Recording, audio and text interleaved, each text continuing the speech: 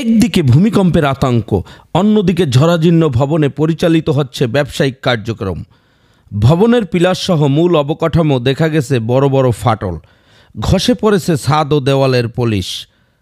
কেরানীগঞ্জ উপজেলা পরিষদ মার্কেটে ঝুঁকি নিয়ে প্রতিদিন কাজ করছে হাজারো মানুষ।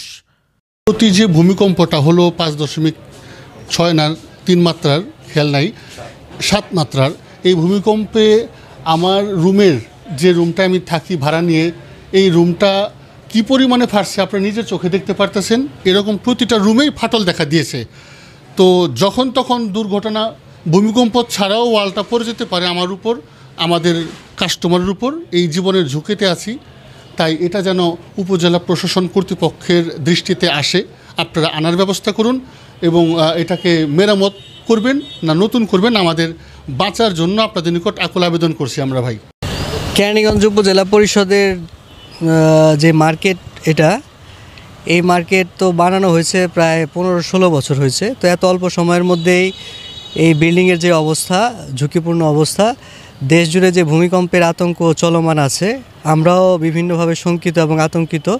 যে কোনো সময় যদি বড় মাত্রায় কোনো ভূমিকম্প হয়, আমরা চাই কর্তৃপক্ষ এই বিষয়ে সুদৃষ্টি দিবে এবং অতি সত্বর এই বিষয়ে তদন্তপূর্বক একটা জোরালো ব্যবস্থা গ্রহণ করবে। কয়েকদিন যাবৎ ভূমিকম্প হচ্ছে খুব প্রচুর পরিমাণে। এই ভূমিকম্পের কারণে উপজেলা পরিষদ মার্কেটের অবস্থা খুবই খারাপ। রড বের হয়ে গেছে এবং বিভিন্ন জায়গায় ফাটল ধরেছে।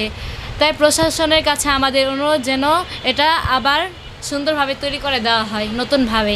উপজেলা নির্বাহী কর্মকর্তা রিনাত ফৌজিয়া মার্কেটের দেওয়াল ঘষে পড়ার বিষয়টি সত্যতা স্বীকার করে জানান, উপজেলা প্রকৌশলী কারিগরি প্রতিনিধিরা তদন্ত শেষে রিপোর্ট পেশ করবেন, পরবর্তীতে ব্যবস্থা নেওয়া হবে। উপজেলা পরিষদের মার্কেটের যে বিষয়টি আপনি বললেন, উপজেলা পরিষদের মার্কেটের বিষয়ে আমরা যতটুকু জানি যে ওটা আসলে ভবনটির বেশ কিছু জায়গায় আগে থেকেই কিছু প্লাস্টার খসে যাওয়ার ঘটনা আছে এবং এটি জানা মাত্রই আমরা কিন্তু সিদ্ধান্ত নিয়েছি যে উপজেলা প্রকৌশলীর মাধ্যমে এটি একটি কারিগরি কমিটি ওখানে তদন্ত করবেন এবং এস্টিমেট নিবে যে এটা সংস্কার বা মেরামত কিভাবে করা যায়। তারপরে আমরা রেজুলেশনের মাধ্যমে এটা সিদ্ধান্ত নেওয়ার কথা ছিল। আমাদের যে বার্ষিক কর্মপরিকল্পনা আছে সেখানে এটা অলরেডি আছে, বর্তমান আছে। তবে ভূমিকম্পে ফাটল হয়েছে এইরকম কোনো তথ্য আমাদের কাছে আসলে নেই। ভবনটি অতি শীঘ্রই সংস্কারের দাবি জানান ব্যবসায়ী ও জনসাধারণ। Shahin Gazi, ATN news, Keraniganj.